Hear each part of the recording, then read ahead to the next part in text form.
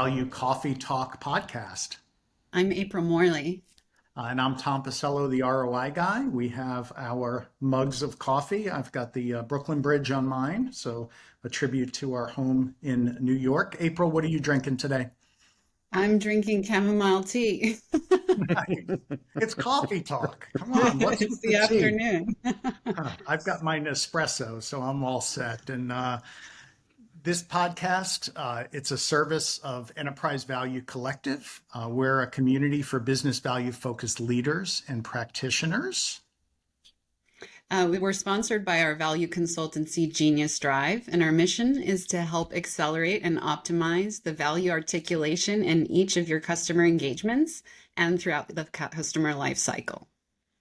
Yeah, and we are here with our coffee, our dirty chai, no, regular chai, chamomile tea. And Dan, I think you've probably got some sports drink knowing you. Just water today, Yeah, just unfortunately. a little. I'm recovering from a recent illness, so I'm just trying to hydrate. And that's our great introduction of Dan Sixsmith. He is the SVP of Value for RevOps and Intelligence platform provider, Mediafly. He leads, he's a lead evangelist and go-to-market expert for Mediafly's Value 360 solution. And we're here today to talk about something near and dear to our hearts, scaling value programs with the use of value automation. So Dan, I first want to start off with, why is value automation such an important element of any value management, value consulting practice and plan? Yeah, so absolutely. And Tom and April, great to be here. Thanks for having me on Value Coffee Talk. Excited to be here with you too. Yeah, I mean, the good news is the value space today is really exploding.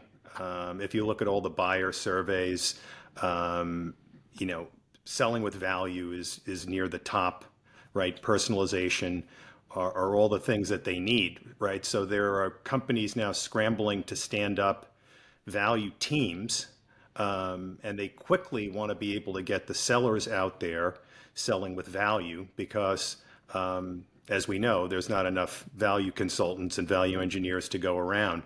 So the ability to leverage something like a value tools platform is going to really kind of put them into overdrive and really shortcut the process so that they can create kind of multiple tools for different use cases, different solutions, and really be able to enable those sellers to go out on their own and try and make the case for selling with value. So we're seeing companies now, even small companies, coming to the table looking for value automation platforms to try and get things up to speed quickly.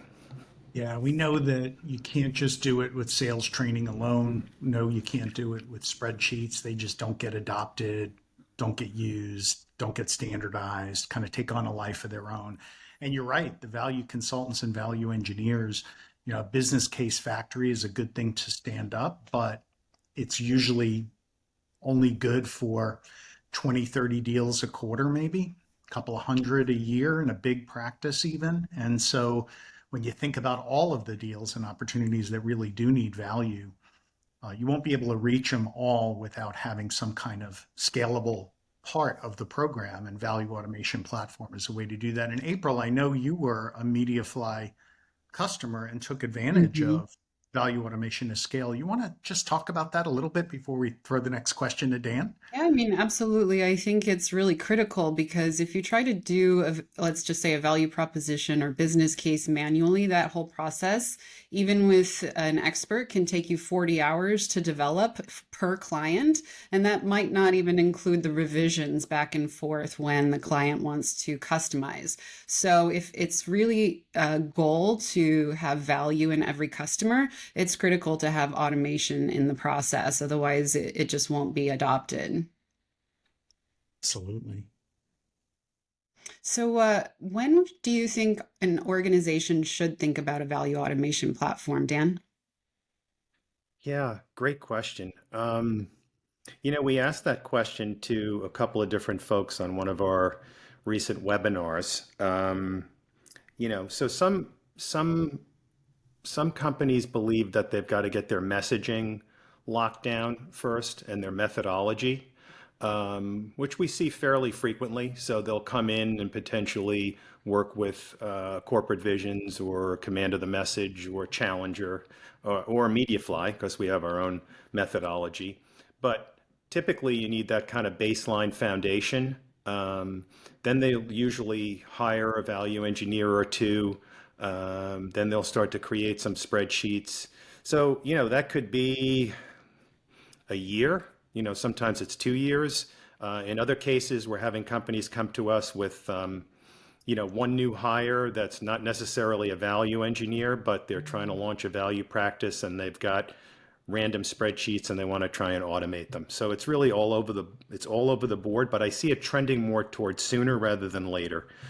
Just because no one has any time anymore. Everyone's just being pushed for growth today. So that's good news for us. Yeah, I agree with that. I think that you do need to have your value storytelling in place. I do think that needs to be well understood and kind of have a model that's somewhat vetted, even if it's in spreadsheet form before automating. But we are seeing that time frame that used to be a year or two is definitely now. Companies are wanting to do that within a couple of months to get the messaging and models done. So maybe a quarter.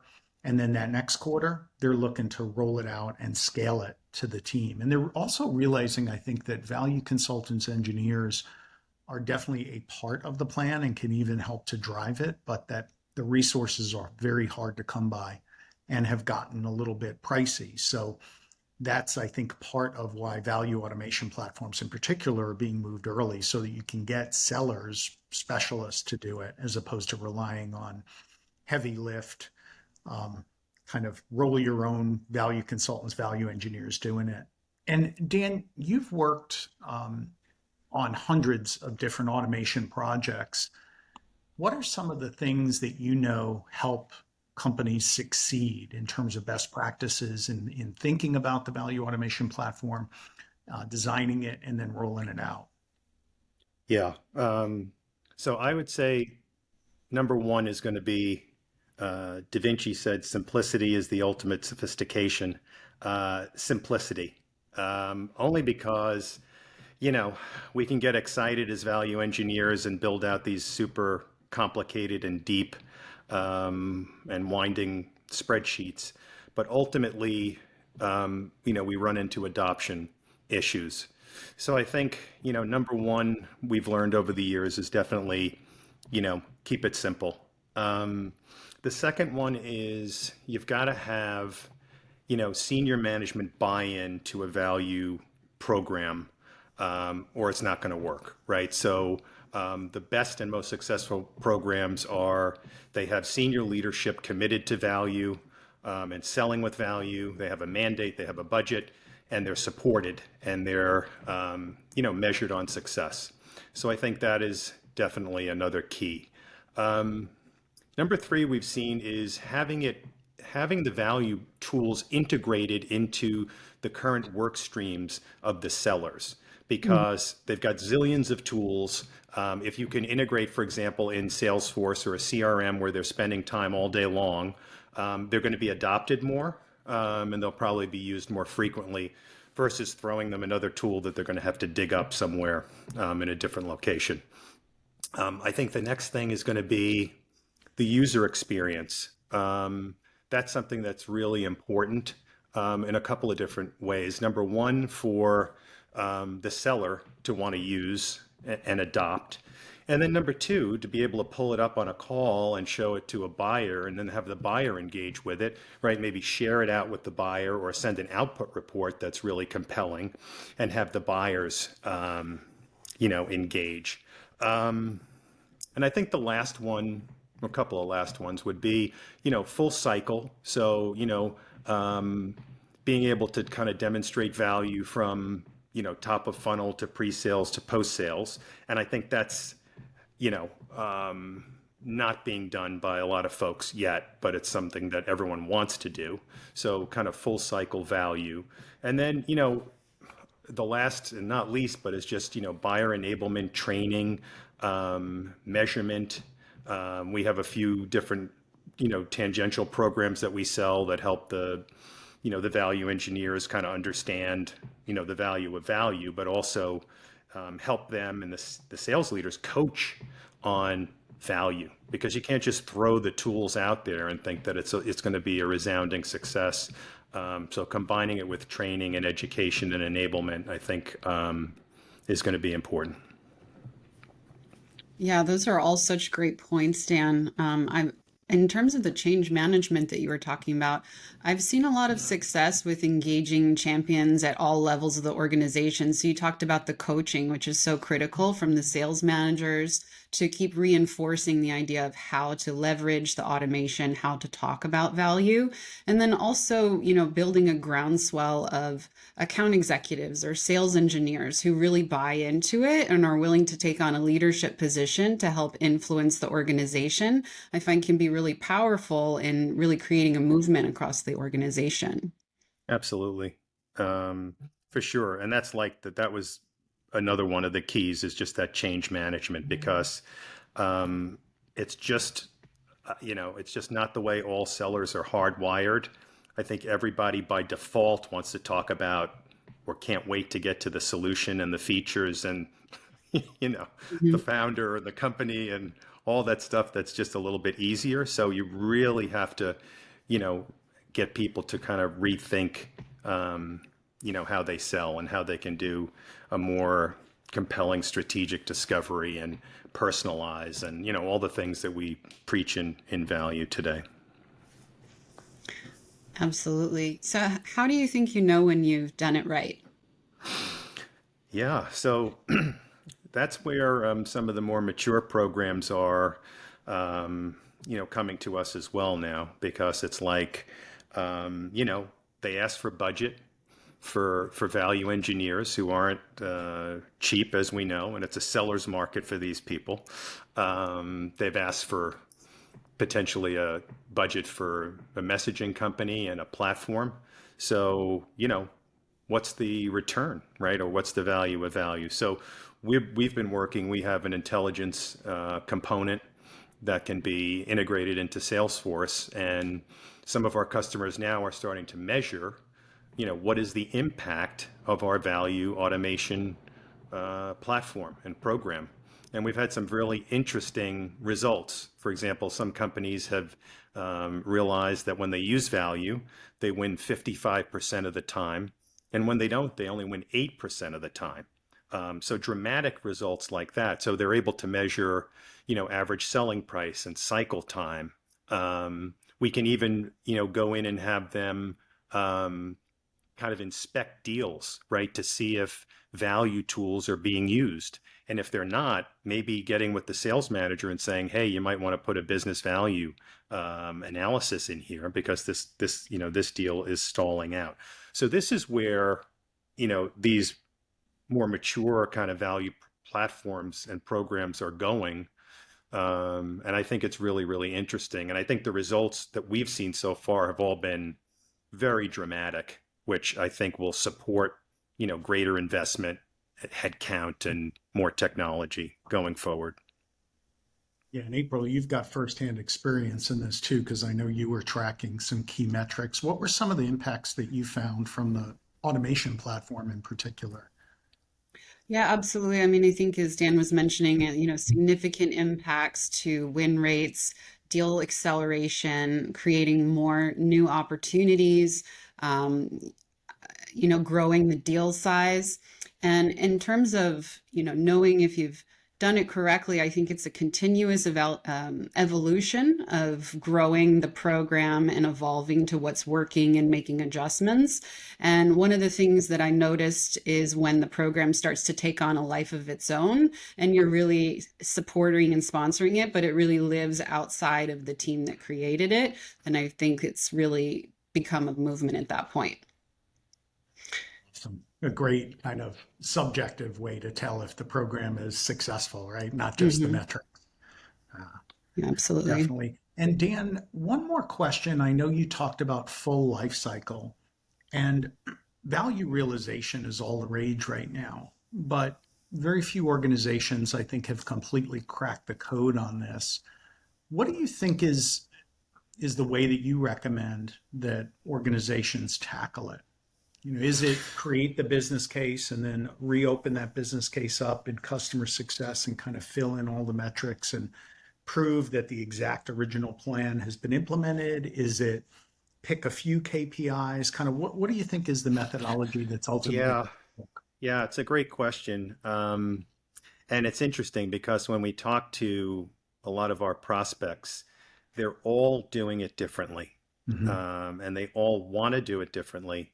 So I'm encouraging our group to actually come up with a point of view on it, which we're kind of still working on. But, we have customers that, absolutely want to say, here's the value that we told you you would deliver, and here's what we actually delivered.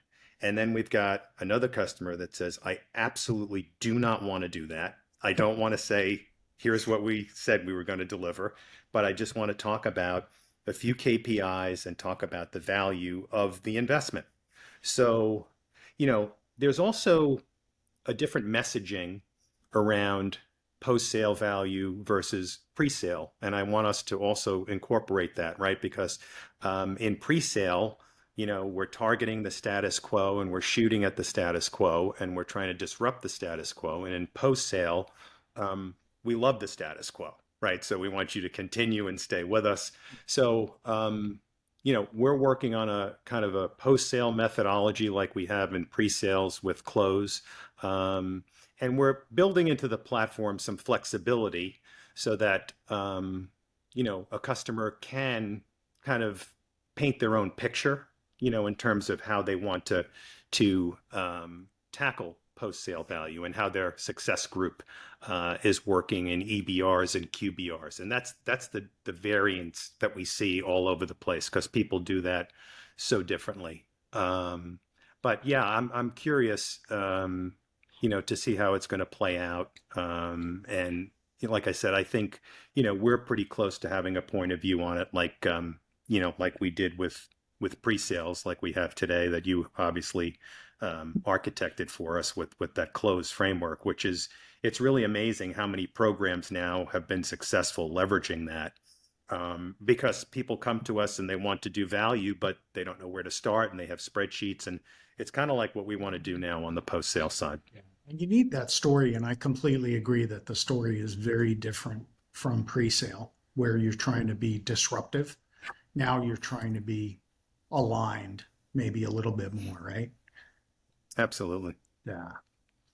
So, what's the one piece of advice you'd like to leave our Enterprise Value Collective with today?